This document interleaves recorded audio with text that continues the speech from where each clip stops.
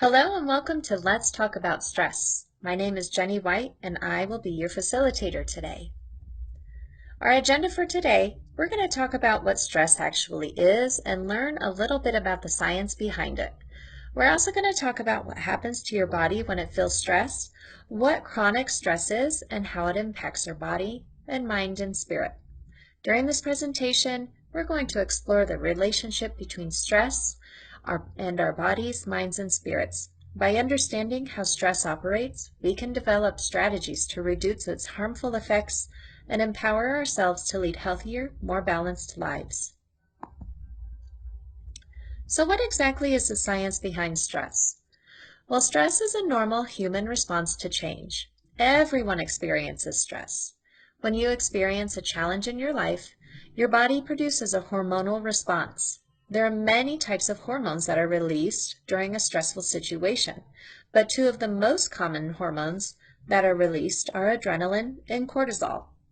Cortisol is released from your adrenal glands, and when you are going through a stressful situation, the production and release of cortisol naturally increases throughout your body. So if your cortisol levels are unbalanced, which means either they're too low or too high, like in a stressful situation, then that's what can cause health issues. So stress is actually strain, and it can be emotional, physical, or psychological. So what actually happens? When your body detects stress, it activates a fight or flight response. Your sympathetic nervous system is responsible for the regulation of this specific response, and there are many different ways a body can react during the flight or fight response. So when your brain detects a stressor, it signals to the adrenal glands to release stress hormones, mainly, again, adrenaline and cortisol. Next, these hormones prepare your body for action. You may notice that your heart rate and your blood pressure feel like they're increasing. Your airways might become dilated and your breathing may become more rapid or shallow. And then finally, your muscles begin to tense up and you may actually start sweating. So let's dig into chronic stress. Since stress is actually normal for everyone, when does it actually become a problem? Well, it becomes a problem to your health when you endure long periods of stress throughout your life. When you experience a constant stressor over the course of weeks, months, or years, then you are experiencing chronic stress.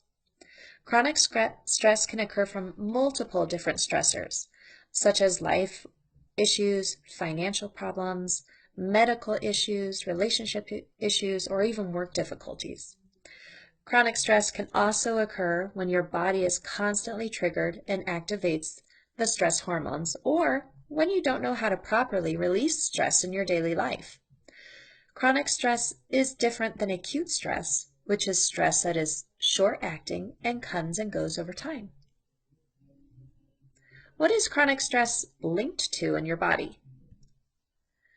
Well, it's linked to physical stress, which can include aches and pains, muscle tension, gastrointestinal issues, chest pains, sleep issues, and even high blood pressure. This is just a short list of what can occur during chronic stress issues. It's also related to psychological stress, which can include headaches, anxiety, depression, irritability, memory issues, and unhealthy habits.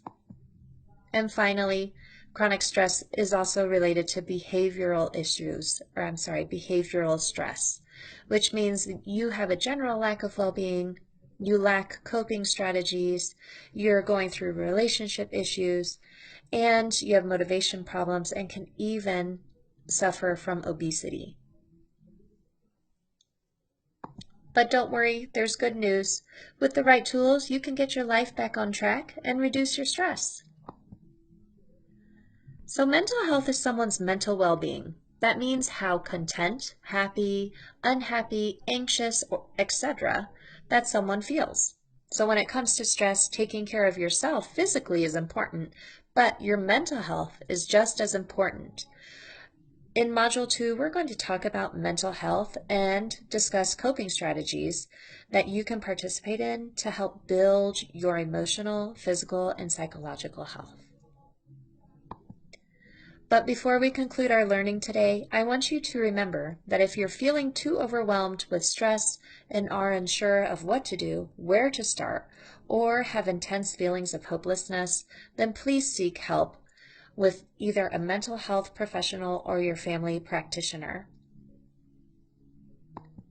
Thank you so much for watching. I look forward to seeing all of your work in this course.